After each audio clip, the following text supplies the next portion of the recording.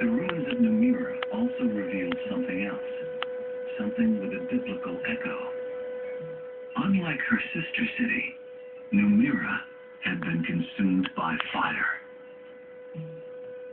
Everything that we've excavated has indicated a very heavy destruction level. We find up to 30 to 40 centimeters of ashy debris, including the remains of charred wooden beams and of the occupational debris. So whatever happened here, and it's pretty widespread over the site, there was a major fire that took place.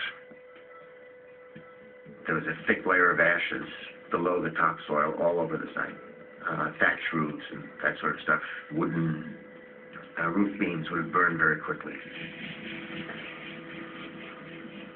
If the fire had been accompanied by exploding gas, tar, and sulfur deposits, the results would have been unforgettable. It doesn't take much to imagine that if you had a conflagration, the effects of bitumen and asphalt in that would be spectacular. And again, enough, I think, to earn these cities an enduring place in folk memory for their destruction.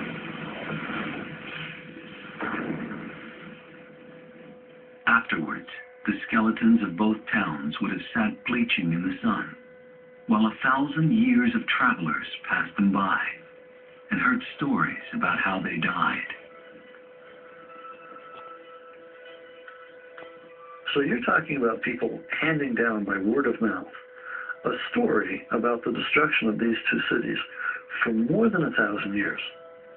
And who knows what got changed in the telling. You might also have in the story of Sodom and Gomorrah and the other cities that were destroyed in either this one great disaster or in several disasters over time that are telescoped, again, possibly the nomad side of the story. You're picking up different strands from different periods of history, blending them together, creating a coherent narrative about an event which actually didn't happen.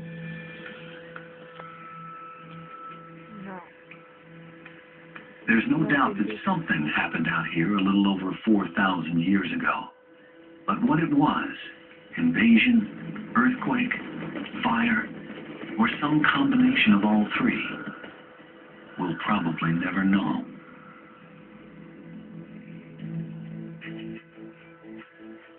But here's something to consider. The biblical name Sodom was derived from the Hebrew word Sodom, which means burnt. Gomorrah is derived from the Hebrew word Amorah, which means buried or submerged.